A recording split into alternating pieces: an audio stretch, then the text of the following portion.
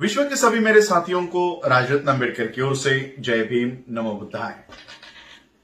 जैसा कि मैंने आप सभी लोगों से कहा था कि हम लोग द बुद्धा एंड हिज धम्मा के अलावा डॉक्टर बाबा साहब अंबेडकर जी के राइटिंग एंड स्पीचेस के वॉल्यूम 17 पार्ट 2 के एक प्रबंध की भी सीरीज बनाएंगे। उस प्रबंध का नाम है the Mahars, who were they and how they become the untouchables. Mahar, वो कौन थे और वो अछूत कैसे बन गए। दरअसल ये जो टॉपिक है ये महाराष्ट्र से संबंधित है, तो मैंने आप लोगों से पूछा था क्या ये सीरीज में मराठी में बनाऊं या हिंदी में बनाऊं। महाराष्ट्र के लोगों ने, कई सारे लोगों ने कमेंट करके मुझे ये बताया कि वो हिंदी समझ लेंगे, आप अगर मराठी में ये सीरीज बनाते हो तो शायद देश के लोग ना समझ पाए, और इसलिए आप इस सीरीज को हिंदी में ही बनाइए।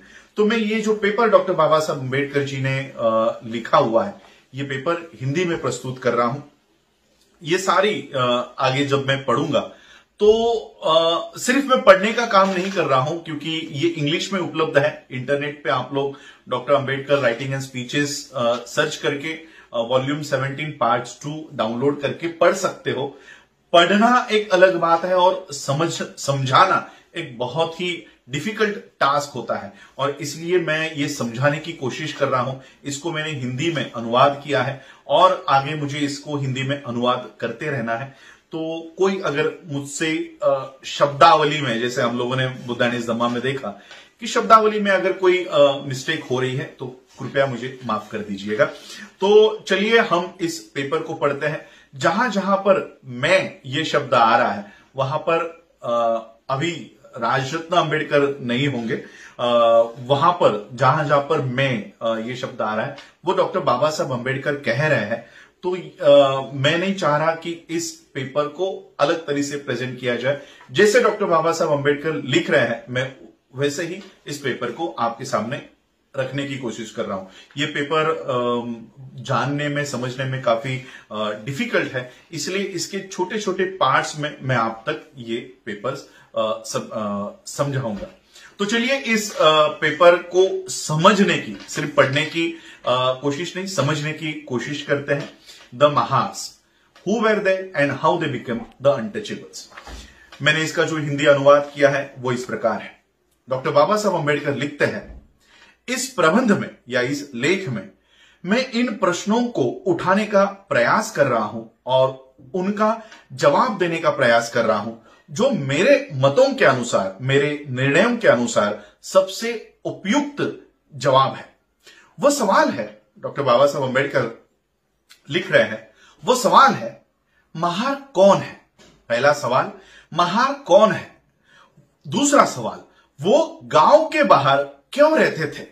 और तीसरा सवाल, उन्हें अछूत के रूप में वर्ग क्यों कर दिया गया।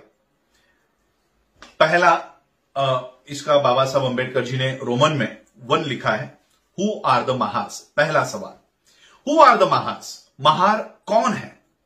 श्री विल्सन ने महाराष्ट्र शब्द की उत्पत्ति महार शब्द से की है और यह सुझाव दिया है कि महाराष्ट्र का अर्थ महारों से संबंधित देश होता है। ऐसा माना गया है कि महार शब्द की उत्पत्ति, जैसे गुजरों का देश गुजराष्ट्र हो जाता है, राजों का देश सौराष्ट्र हो जाता है, इसी आधार पर, इसी समानता पर आधारित महार शब्द की इस उत्पत्ति पर 2 अलग अलग आधारों पर आपत्ति जताई गई है। पहली आपत्ति इस दृष्टिकोण पर है, इस विचार पर है कि महाराष्ट्र शब्द का अर्थ महारों का देश नहीं होता, बल्कि इसका अर्थ महान राष्ट्र, महान देश होता है। इस आपत्ति को लेकर जो दूसरी आपत्ति उठाई गई है वो इस दृष्टिकोण से संबंधित है, इस दृष्टिकोण पर आधारित है कि वर्तमान में जो महार है, विद्यमान परिस्थिति में जो महार है, उनकी सामाजिक स्थितियों में इतनी गिरावट आ चुकी है, इतनी गिरावट आई है कि यह कभी माना ही नहीं जा सकता कि इतिहास में महार कवि इतने उच्च पद पर आसीन हुए होंगे जो देश के शासक रहे होंगे। यह मेरा विचार है, डॉक्टर बाबा साहब अम्बेडकर कह रहे हैं कि यह मेरा विचार है कि श्री विल्सन द्वारा प्रस्तुत इस उत्पत्ति के दो अलग अलग कारणों से मेरा असमर्थन है, असमर्थनीय है। यह मेरा विचार है कि श्री विल्सन द्वारा प्रस्तुत ये उत्पत्ति दो अलग अलग कारणों से असमर्थनीय है। पहला कारण जो मुझे विल्सन द्वारा सुझाया गया या सुझाव दिया गया उत्पत्ति को अस्वीकार करने के लिए प्रेरित करता है, वो निम्नलिखित शब्दों में मैं प्रस्तुत कर रहा हूं। जाहिर सी बात है कि अगर महाराष्ट्र का मतलब महारों का देश होता है तो स्पष्ट रूप से महार समुदाय बाकी लोगों से अलग प्राचीन काल से अस्तित्व में रहे होंगे और उस नाम से इतिहास में जाने गए होंगे। अब ये देखने के लिए क्या कोई सबूत है कि महारों को एक समुदाय के रूप में इतिहास में महार नाम से जाना जाता था? अपने आप को बॉम्बे प्रेसिडेंसी तक सीमित रखते हुए तीन प्रमुख समुदाय जिसमें अछूत वर्ग शामिल है, वो है महार, चमार और मांग। इनमें महार सबसे बड़ा समुदाय है, समूह है। एक असाधारण बात पता चलती है कि इतिहास में चमार और मांग ये विद्यमान समुदाय के तौर पर जाने जाते थे, मगर महार एक समुदाय के तौर पर या महार एक समुदाय के रूप में उनका कहीं उल्लेख मौजूद ही नहीं है। मनु के काल में पीछे जाने पर पता चलता है कि उसके समय में कुछ समुदायों का उल्लेख अछूत समुदायों के तौर पर किया हुआ है। उनमें चमारों का उल्लेख खास तौर पर अछूत समुदाय के तौर पर मनुस्मृति के इस लेखक ने किया हुआ है। मांगों का कोई उल्लेख मनु ने नहीं किया। यह इसलिए हो सकता है क्योंकि मांग उस क्षेत्र में नहीं पाए जाते होंगे जो मनुस्मृति के इस लेखक को ज्ञात हो। लेकिन बौद्ध साहित्य में इस बात के पर्याप्त प्रमाण है कि जिन मांगों को मातंगों के रूप में संदर्भित किया गया है, वे एक अलग समुदाय के रूप में अस्तित्व में थे, जो एक ऐसा नाम हुआ करता था जो सभी को पता था, जो सभी को ज्ञात था। लेकिन ना ही मनुस्मृति में और ना ही बौद्ध साहित्य में कहीं पर भी महारों का एक समुदाय के रूप में कहीं भी उल्लेख नहीं है।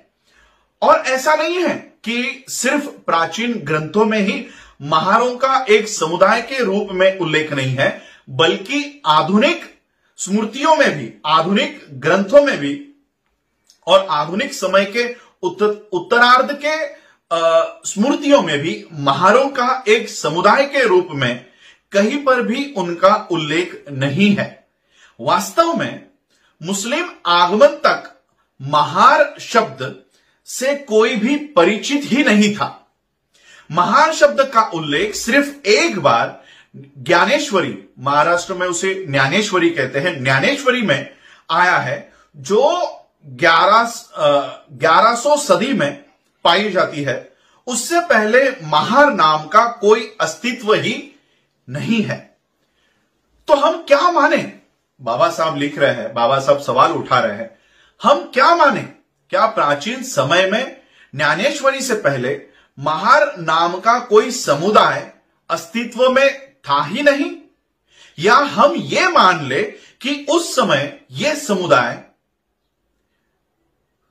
समुदाय तो था, मगर वो किसी और नाम से जाना जाता था।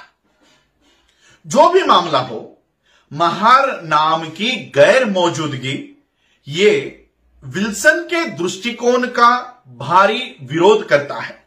अगर महार शब्द ज्ञात ही नहीं था तो वो देश के नाम का आधार होने की संभावना होती ही नहीं है या बहुत कम है।